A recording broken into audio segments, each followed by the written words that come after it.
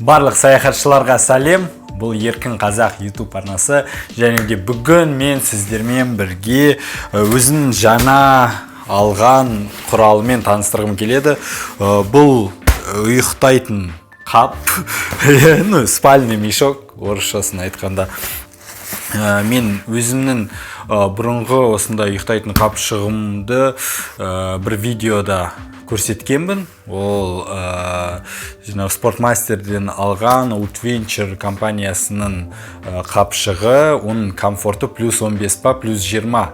Вообще еш қайда жарамайды, тек қана осындай жылы, плюс 20-да негізі сізге спальный мешок керек жоқ болады. Сенде өте жұқа болатын, плюс 4 градустан біз үсе жаздадық. Ол спальникта баян ауылда болғанда. Ал осы жолы мен өзіме Қытайдың Nature Hike деген брендінің осындай ұйықтайтын қабын алдым. Каспийден сатып алдым. 2 дана. Оң жақ және сол жақ. Яғни бұлар өз ара бір-бірімен байланысы бір үлкен қапты түзеді. Каспийден заказ бердім. 14 000 теңге тұрады Каспийде біреуі. Ал осы қаптар қазір Алиэкспрессте 19 000 шамасында тұрады. Каспийде бағаның арзан болуы менің ойымша бұл осы қапшықтардың қымбаттамай тұрғанда дүкендер алып, сол бағаны әлі өзгертпеген себептен деп ойлаймын. Осы біреуін аштым, біреуі ашылған жоқ.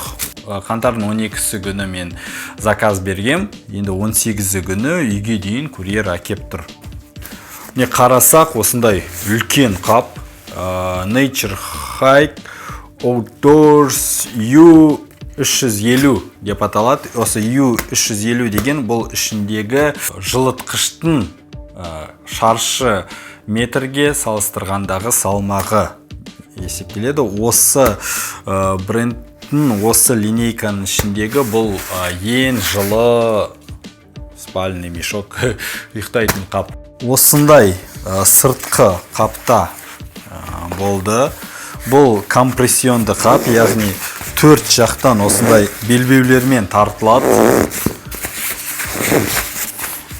Яғни осындай кішігірім көлемге дейін мұны қысып тастауға болады.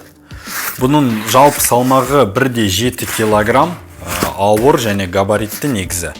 Бірақ егерде рюкзагыңыз үлкен болса, немесе машинамен саяхаттасаңыз, өте жақсы деп есептеймін.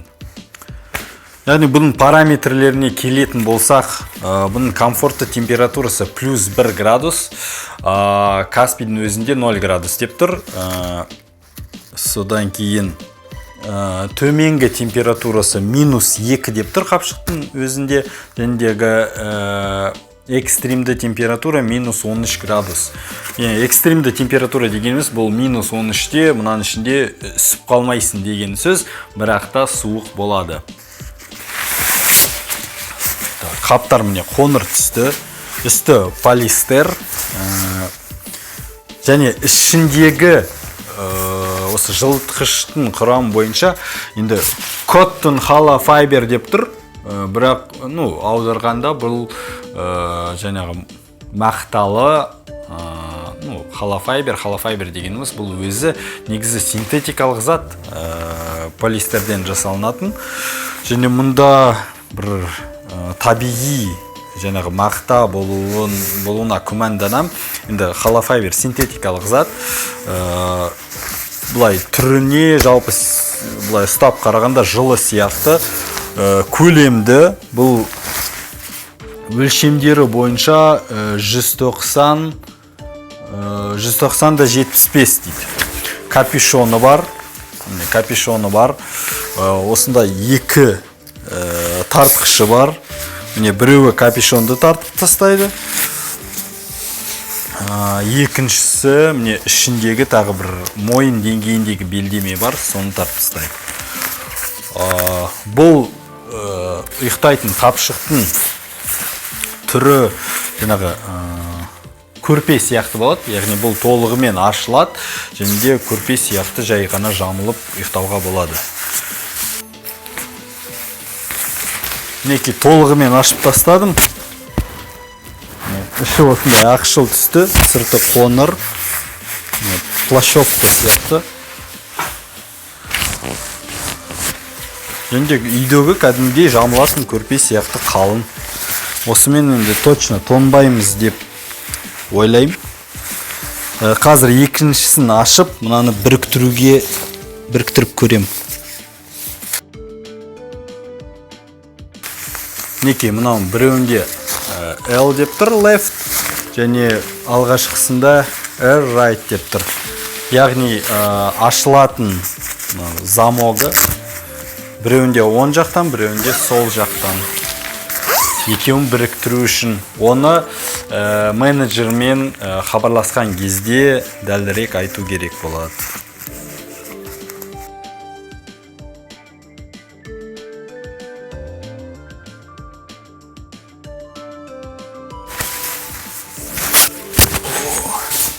Неке осындай үлкен бірегей бір спальный мешок құрастырып тастадым. Құрастырғанда бір минусын тауып алдым. Міне осындай астында түбінің жапқан кезде бір тесік қалады. Бірақ та ауа кіру үшін жақсы шығар. Немесе бірдеңе қып, егер суық болса, бірдеңе қып жауып тастау керек оны.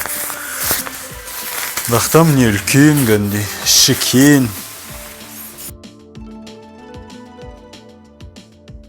Неке спальный мешокқа осылай кіріп алдым. Мынау замогы екі жақты, яғни ішінен де жабылады. Ішінде тартқыштар арқылы біз қымтанып аламыз.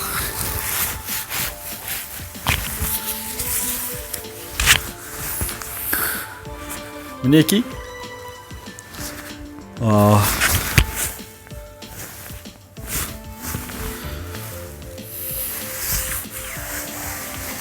Бұлай ішінен светке қараған кезде жалпы жылытқыштың бір деңгейде жазылмағаны көрініп тұрады. Кейбір жерлері ақшыл, кейбір жерлері қара болып тұр. Шофтары бұлай нашарлау. Бірақ замок жері барлығы жылытылған дополнительно қосымша. Не, уже ыстықтап кеттім. Не дейін, 14 мыңға мынау әлде қайда жақсы ұйықтайтын қып. Outventure'дікін мен 7,5 мыңнан алғам. Оны босқа алдым деп есептеймін. Менің осы туристік инвентардың арасында енандай үлкен қателігім сол деп санаймын.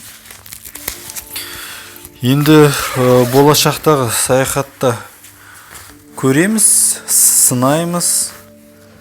Енді осының ішіне арнайы вкладыш сатып алу не өзіміз істеу керекпіз. Өйткені ұйықтаған кезде денеден бөлінген барлық тер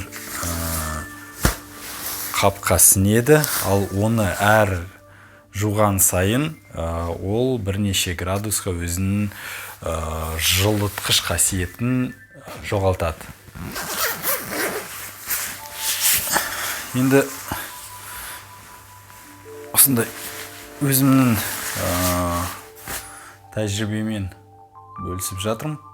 Болашақта сынап көргенде тағы да видеолар шығады. Осындай спальникті алыңдар деп кеңес беріп, немесе бермеймін. Оны өздерін білесіңдер. Бұл жай ғана менің тәжірибем, менің қалауым, және де менің бюджетім бойынша бұл маған ыңғайлы вариант. Менің каналыма жазылыңдар, комментарий қалдырыңдар, лайк басыңдар.